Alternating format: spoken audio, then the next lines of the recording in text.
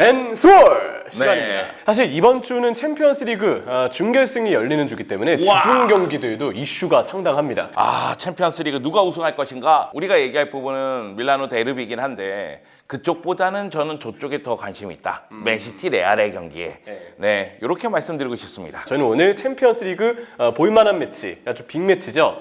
밀라노 더비에 대한 프리뷰를 이제 해보려고 합니다. 사실 이제 두 팀을 포함해서 지금 이탈리아 세리아 구단들이 UEFA 대회에서 굉장히 잘 나가고 있어요. 잘했죠. 네. 나폴리가 아쉬워요. 그러니까요. 나폴리가 스쿠데토를 차지하긴 했지만은 사실 챔피언스리그에서 더 높은 곳에 올라갈 수도 있었을 텐데 이런 아쉬움이 좀 남습니다. 그렇죠. 그래도 챔피언스리그에서 무려 양 밀란, AC 밀란과 이제 인테르나치오날레가 동시에 지금 생존을 해서 4강 매치업에서 이제 맞대결이 성사가 됐고요.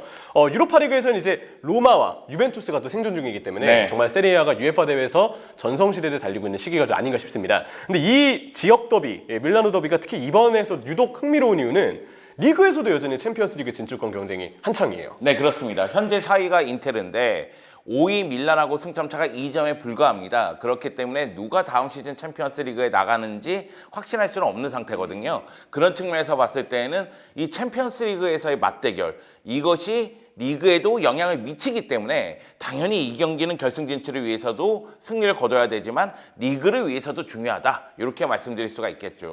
제 생각에는 그래서 과연 이 리그에서의 어떤 구도로 봤을 때 누가 더 이 챔피언스 리그에 대한 절박함이 있을 것인가.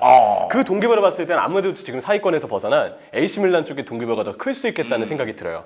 이제 순위상으로는 AC 밀란이 5위 그리고 인테르가 지금 일단 4위로 올라가 있는 상황인데 인테르는 라치오가 최근에 흔들리면서 3위까지 좀 기대해 볼 수 있는 그런 상황이 좀 됐고요. 2위하고도 승점 차가 그렇게 크진 않아요. 그렇죠. 그런 유벤투스가 점으로 또 봤을 있죠. 때는 뭐 유벤투스하고 승점 차가 3점, 라치오하고 승점 차가 1점에 불과하기 때문에 인테르는 은근히 더 높은 곳을 봐도 되겠다.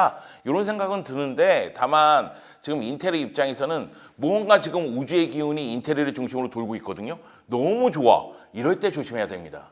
제가 잘 나갈 때 여러 번 당했거든요. 잘 나갈 때 조심해야 돼요, 여러분. 올 시즌 바르셀로나가 이제 UEFA 대회에서 조금 네. 그런 불운한 행보들이 좀 있었죠. 어우, 차비. 차비. 네. 화가 좀 날 수밖에 없는 그 이름. 반대로 이제 AC 밀란은 리그 5위. 근데 일정 자체는 사실 인테르보다 밀란이 더 수월한 감은 있어요. 왜냐면 밀란이 유벤투스 만나는 거 제외하면 나머지 세 팀은 스페치아, 삼프도리아, 헬라스 베로나 다 강등권에 근접한 팀들의 어떤 맞대결이 성사가 되는데 근데 문제는 AC 밀란이 올 시즌 오히려 강팀에게보다 잡아야 되는 팀들에게 약간 쩔쩔매는 모습을 네. 보인 바가 있어요. 이게 뭔가 주전들이 나오고 안 나오고를 떠나서 그냥 올 시즌 밀란의 어떤 컬러가 강팀에게 강하고 약팀에게 약한 컬러가 된 느낌. 일단 AC 밀란 같은 경우에는 올리비에 지루가 최전방을 책임지고 있지만 올리비에 지루의 파괴력이 엄청나다 이렇게 얘기하기는 어려워요.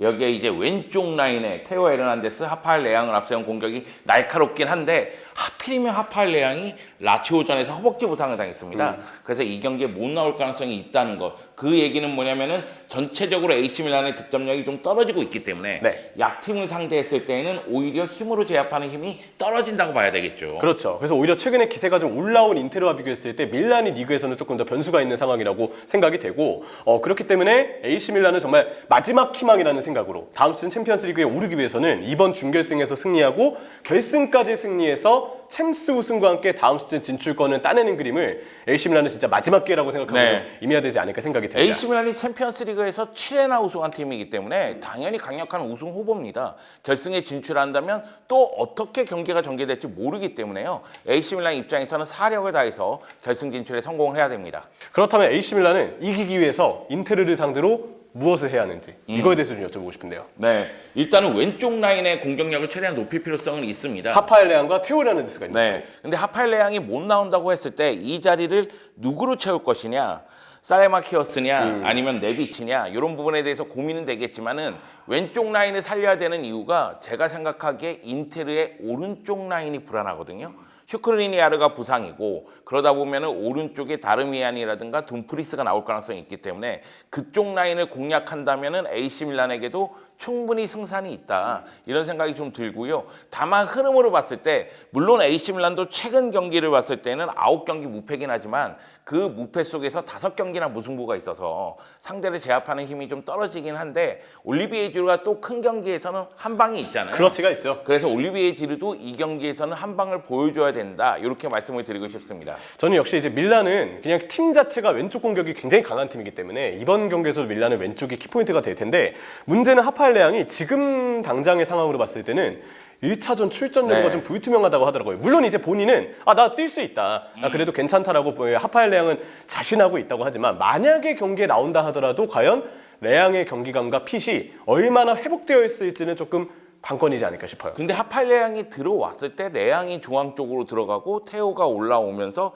전체적으로 왼쪽 라인의 파괴력이 올라가잖아요. 그쵸. 그래서 레앙이 나오는 것이 매우 중요하긴 한데 몸 상태가 안 좋아서 못 나온다면 요거에 대해서는 결국 피올리 감독이 현명한 선택을 해야 되지 않을까. 이게 참 누가 나온다 해도 역시 쉬운 상황은 좀 아닐 것 같고 네. 그러면 오히려 저는 조직력으로 조직적인 압박을 통해서 오히려 피올리 감독의 AC 밀란은 승부를 좀 봐야 될 것 같아요. 하지만 역시 레앙이 가지고 있는 어떤 그 드리블러로서의 크랙으로서의 옵션을 잃는다는 것은 굉장한 타격이라고 볼 수 있겠고요. 이 하파엘 레앙과 관련된 스탯을 보면 챔피언스 리그에서 37번의 드리블에 성공을 했는데 2004-2005 시즌 카카 이후로 이 대회에서 밀란 선수 중에 최다 드리블 성공 횟수를 지금 기록하고 있고요. 사실 하파엘 레앙이 올 시즌에 챔피언스리그에서 골이 많은 건 아니에요. 그쵸. 근데 도움이 많거든요. 그건 드리블 돌파를 통해서 상대 수비를 교란하고 그리고 득점 기회를 만들어줬다는 얘기가 기회 되기 창출도 때문에. 좋고. 네. 여기 이제 하파엘 레앙에서 드리블 성공 횟수가 밀란의 팀 전체 드리블의 무려 40.2%를 차지합니다. 이야. 그러니까 드리블러에 있어서 또 이런 큰 경기는 기술 좋은 선수가 상대 수비를 얼마나 끌어당기느냐. 특히 이제 인테르는 최근에 바스토니, 아체르비, 여기에 이제 다르미안 선수까지 백스리가 어느 정도 강팀전의 안정화를 좀 꾸리는 듯한, 안정화를 좀 찾은 듯한 느낌이 들거든요. 이 수비를 교란시키기 위해서는 한쪽 측면에서 확실한 상대를 좀 잡아 끌고 심지어는 마무리까지 해줄 수 있는 선수가 필요한데 레앙의 경기감과 혹은 부상에 대한 변수는 현재로서는 좀 걱정되지 않을 수가 없겠습니다. 저는 챔피언스리그에서 우승하는 팀은 실력은 실력이지만 운이 따라야 된다고 생각해요. 근데 인테르는 지금 운이 따르고 있다는 생각이 듭니다. 수비의 3백도 안정감을 찾고 있지만은 최전방에 루카쿠가 시즌 내내 계륵이었는데 최근 들어서 또 골맛을 보고 있거든요. 그쵸. 그런 점을 봤을 때는 뭔가 안 돌아가던 것이 지금 잘 돌아가기 시작했고 그러면서 지금 연승 행진을 이어가고 있어요. 그 점을 봤을 때에는 인테르 입장에서는 자신감 갖고 경기에 임할 것으로 보이거든요. 그래서 오히려 AC 밀란 쪽에서는 하파엘 레앙이 못 나온다면 조금 더 끈끈하게 가야 되지 않을까 그런 생각도 좀 있어요. 근데 그 끈끈함에 있어서 사실 저는 피올리 감독을 그래도 좀 기대해보고 싶은 게 사실 AC 밀란의 팀 컬러는 강한 피지컬을 가진 선수들이 전방에서 보여주는 강한 압박이라고 볼 수 네. 있어요. 그리고 8강에서 나폴리를 격침할 때의 전술적인 포인트가 로보트카에 대한 압박 자체의 준비를 굉장히 잘했던 게 이제 AC 밀란이었거든요. 인텔의 경우는 이제 그 자리에 브로조비치가 아무래도 좀 주로 나오고 상황에 따라서는 차라놀로 선수가 또 수비형 미드필더 자리를 볼 수 있는데 과연 AC 밀란이 조직적인 압박을 통해서 인테르의 후방 빌드업 그리고 특히 중앙에서의 빌드업을 이끌 수 있는 이른바 레지스타 수비형 미드필더 자리에 있는 선수를 얼마나 잘 묶을 수 있을지가 관건이 되지 않을까 생각을 하고요. AC 밀란의 미드필드진도 탄탄하다고 봐야 되겠죠. 네, 토날리라든가 베나세라라든가 크로니치가 상당히 그쵸. 잘해주고 있으니까. 그래서 중원 전쟁은 누가 우위를 가져갈지 저는 모르겠어요. 물론 인테리의 이 3미들 브로조비치, 차라놀루 그리고 바렐라 같은 경우에도 네, 굉장히 좋은 모습을 보여주고 있지만 미드필더 싸움은 거의 대등하지 않을까 이런 생각도 좀 들거든요. 정말 그 부분에서 저는 또 시모네 인차기 감독이 분명 밀란의 압박에 대해서 전술적인 대비는 해올 것 같아요. 저는 사실 오히려 스팔레티 감독이 그러한 압박을 중시하는 밀란을 상대로 전술의 변화나 대응이 좀 부족하지 않았나. 그래서 나폴리는 그 입장에서 밀란의 술수에 그대로 당하고만 결과를 8강 1, 2차전 때 받아들였다고 생각을 하는데 물론 이제 2차전 자체는 나폴리가 뭐 괜찮았긴 했지만 근데 제 생각에 시모네 인차기 감독은 그래도 밀란의 압박에 대해서 전술적인 대응을 할 것 같아요. 이 대응에 있어서 인차기 감독이 꺼내들 수 있는 카드는 역시 후방 빌드업을 할 때 조금 더 많은 숫자의 인원을 참여시켜서 AC 밀란의 선수들을 의도적으로 자기들 진영에 당기는 거죠. 네. 그러다가 롱패스를 뿌리거나 아니면 측면 쪽에 윙백의 전진을 통해서 빠르게 상대 뒷공간이나 측면 뒷공간을 넘나드는 그러한 모습을 이제 인테르가 좀 보여주지 않을까 싶고요. 그러기 위해서 필요한 거는 인테르는 좌우 측면에서의 빠른 전환 그리고 롱볼을 보냈을 때 때때로 윙백이 오히려 중앙으로 관여돼서 그 롱볼을 받아낼 때 좀 위력적일 때가 많았거든요. 둠프리스와 같은 자원들 어쨌든 신체 능력은 있으니까 이러한 자원들 혹은 이제 전방에 있는 제코나 라우타로와 같은 자원들이 얼마나 후방에서 날아오는 다이렉트 패스를 잘 받고 간수하고 연계해 줄 수 있는지 이런 부분들도 이제 인테르에게는 핵심이 되지 않을까 생각하고 있습니다. 일단 디마르코 둠프리스를 이용한 측면 공격 충분히 위력을 발휘할 수 있는 가운데 공격 쪽에도 쓸 수 있는 카드가 많잖아요. 그쵸. 에딘 제코 호아킨 코레아, 라우타로 그리고 루카쿠까지 그렇기 때문에 아마 시모네 인차기 감독으로서는 맞춤 전술을 갖고 나오지 않을까라는 생각을 조금 하고 있습니다. 그렇죠. 그리고 인차기 감독이 맞춤 전술을 꺼내든다면 이거 좀 무시할 수 없는 포인트가 있어요. 네. 지금까지 이제 인차기 감독이 인텔에 부임하면서 토너먼트에서 전체 토너먼트 경기를 따졌을 때 단 1패만 당했습니다. 지난 시즌 챔피언스리그 16강 그것도 1차전 리버풀전에 이제 패배가 유일한 인차기 감독의 인테르 토너먼트 경기에서의 패배고요. 근데 이 경기도 뚜껑을 열어보면 리버풀이 이기긴 했지만 경기 내용은 인차기 감독의 인테르가 굉장히 좋았어요. 그리고 2차전에는 오히려 인테르가 또 리버풀을 상대로 더 좋은 경기를 보여주면서 1차전의 패배를 만회하는 모습을 보여줬죠. 물론 8강 진출에는 그때 당시에는 실패를 했지만요. 다만 챔피언스리그에서 양 팀이 만났을 때 AC 밀란은 인테르에게 패배한 적이 없습니다. 역사적으로 그렇죠. 네, 4경기밖에 만나지 않았기 때문에 뭐 언급하는 것 자체가 문제가 있을 수 있겠지만 그리고 4강에서 만나는 건 20년 만이고 네. 챔피언스리그 토너먼트에서 만나는 거는 18년 만이기 때문에 오래전 얘기라고 할 수는 있겠지만 AC 밀란이 인테르를 상대로 챔피언스리그 무대에서는 강하다. 이건 분명한 사실이거든요. 그렇죠. 그래서 이제 인차기 감독은 아까 얘기했던 토너먼트에서의 강세. 당장 이제 지난 시즌 코파 이탈리아 준결승에서도 두 팀이 만났었는데 그때 1, 2차전 밀라노 더비는 1차전 0대0, 2차전 3대0. 그래서 오히려 이제 인차기 감독의 인테르가 결승에 진출하고 이제 결승에서는 유벤투스를 꺾어서 우승까지 했거든요. 그러한 인차기 감독의 토너먼트 강세를 이제 인테르는 좀 믿어보지 않을까 싶고 AC 밀란은 우리가 이제 레알 마드리드를 얘기할 때 그 얘기 하잖아요. 챔피언스리그는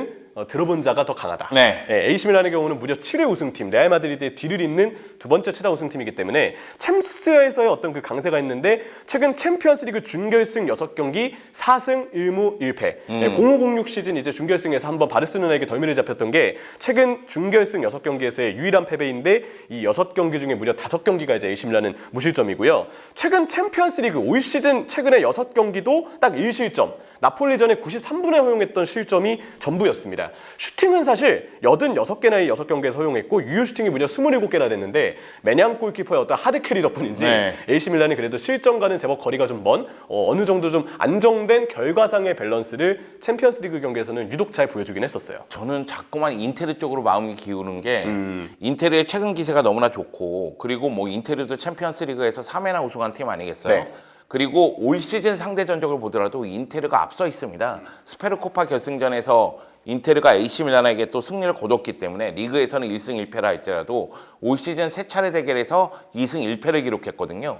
그러다 보니까 물론 1차전 결과를 어떻게 될지 모르고 2차전 결과는 어떻게 될지 모르겠지만 전체적으로 따졌을 때에는 인테르가 조금 더 유리하지 않을까 그런 생각을 좀 갖고 있습니다. 아무래도 대부분의 이제 해외 패널들도 같은 생각을 할 수밖에 없을 것 같아요. 일단 최근의 기세를 보아도 리그에서의 어떤 결과들을 보아도 인테르가 확실히 기복이 더 줄어들고 있고 최근 이제 분명 인테르도 한창 사이클이 떨어지던 시기가 있었는데 최근 들어서는 이 바스토니, 아체르비 여기에 다르미안의 이 백스리가 어느 정도 견고함을 찾으면서 코파에서 이제 유벤투스를 상대로도 네. 1대0 무실점으로 잘 이겼고 로마전도 최근에 또 무실점으로 이겼습니다. 최근 5연승을 달렸는데 그 5연승을 달리는 동안 유벤투스, 라치오, 로마를 잡았어요. 이거는 팀의 자신감이 한껏 네. 끌어올려질 수밖에 없죠. 그리고 인테르 같은 경우에는 물론 나폴리가 리그 우승을 차지했기 때문에 리그에서는 4위 이상이 실질적인 목표지만은 챔피언스리그 우승할 수 있는 위치에 있고 또 하나는 코파 이탈리아 결승전까지 진출을 했습니다. 그렇죠. 그런 측면에서 봤을 때는 시모네 인차기 감독 토너먼트에 강하다는 거 인정을 해야 되겠고요. 또 한 가지는 지금의 흐름 자체가 너무나 좋다. 네. 이것도 인정을 해야 됩니다. 이전에 이제 맞대결 더비 매치 때 어떤 그 인테리가 2연승을 할 때 내용들을 보면 피올리 감독의 압박에 대해서 시모네 인차기 감독은 대응해내는 법을 아는 감독이었다. 그 아무래도 지난 2경기까지는 그랬어요. 근데 아무래도 이제 인테리의 경우는 특히 이 선수 얘기를 안 할 수가 없습니다. 라우타로 마르티네스가 네. 밀라노 더비의 이제 황제거든요. 네. 지금 밀란전 12경기 통산 7골. 그리고 요즘에 이제 오나나 골키퍼도 폼이 쭉 올라오고 있기 때문에 너무 좋죠. 저는 숨은 장관의 맞대결, 매냥 대 오나나가 보여주는 어떤 반사신경, 집중력의 어떤 싸움도 이 경기 굉장히 좀 볼거리가 되지 않을까 생각하고 네. 있습니다. 무엇보다 이 밀라노 더비는 약간 좀 클래식한 멋이 있는 것 같아요. 아, 멋있죠. 네, 그 이 중요 경기 때도 이 두 팀이 만나기 때문에 과연 어떤 결과가 만들어질지 많은 해외 축구 팬분들이 기대하고 이 경기를 시청해 주셨으면 좋겠습니다.